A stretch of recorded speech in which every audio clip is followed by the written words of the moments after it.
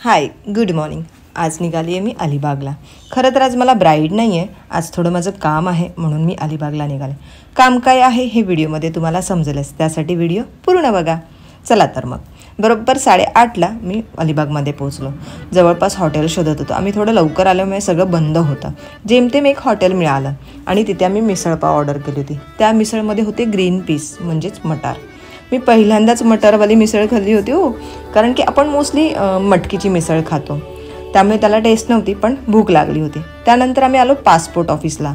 हो, हेच ते काम होतं, 10 मिनिटाचं काम होतं, पण म्हटलं सोबत फिरून पण घेऊया। आणि हो, फॉरेन टूरसुद्धा होणार आहे, कुठे ते अजून ठरलं नाही, तुम्ही सुचवलात तर आवडेल मला। गाडी थोडी दूरवर पार्क केली आणि तिथून आम्ही चालत निघालो। मी माझे सनग्लासेस क्लीन केलेत, मला आता व्हिडिओज आणि फोटोज काढायचे। चला तर मग बीचवरती जाऊयात। बीच खूप असं क्लीन होतं, अजिबात पब्लिक नव्हतं, शांतता होती। आणि तिथे जो किल्ला आहे त्या किल्ल्यावरती पायी जात होते, म्हणजे ह्याच्या आधी पाणी असल्यामुळे बोटीने जातात, पण पाणी कमी असल्यामुळे लोक पायी जात होते। आणि तुम्हाला अजून एक माहिती आहे का, मला ना पहाडी एरियामध्ये आणि बीचवरती फिरायला खूप आवडतं। पहाडी एरियामध्ये का, कारण की तिथे जी वळणाची रस्ते असतात, घाट असतो तो खूप भारी असतो आणि ग्रीनरी खूप मस्त असते, तिथे खूप वेगळी शांतता असते। तसंच बीचवरती बीचच्या ज्या लाटा आहेत ना, त्याचं एक वेगळं मेडिटेशन असतं, हे तुम्हाला माहिती आहे का। त्यानंतर आम्ही निघालो नागावला। नागावला जाताना तिथे एक अलिबागला मयूर बेकरी म्हणून फेमस आहे। आम्ही तिथे थोडेफार वस्तू घेतल्या, म्हणजे ब्रेड आणि बिस्किट्स वगैरे घेतले। त्यांच्याकडे मी पिशवी मागितली तर त्यांनी मला 10 रुपये सांगितले।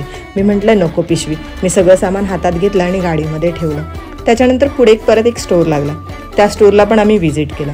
तिथे बऱ्याचशा गोष्टी होत्या, म्हणजे आपल्या पारंपरिक गोष्टी, जसे सुकट, वेगवेगळ्या प्रकारचे पीठ, तांदळाचं पीठ होतं, घावण्याचं पीठ होतं, आंबोळीचं पीठ होतं, वड्यांचं पीठ होतं, खूप प्रकारची पीठं होती। अशा दुकानात मला जायला खूप आवडतं।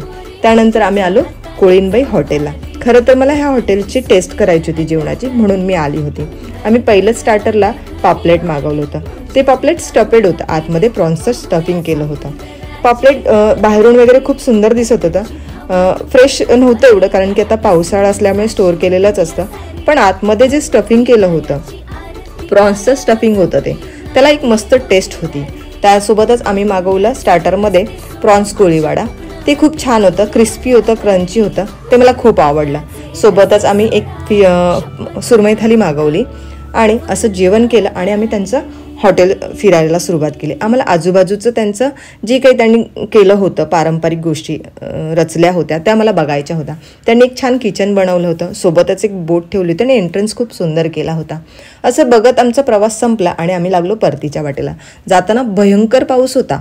हो, आजचा अलिबागचा प्रवास आणि ही व्हिडिओ कशी वाटली नक्कीच सांगा, आणि माझ्या चॅनलला सबस्क्राईब करायला विसरू नका। थँक्यू।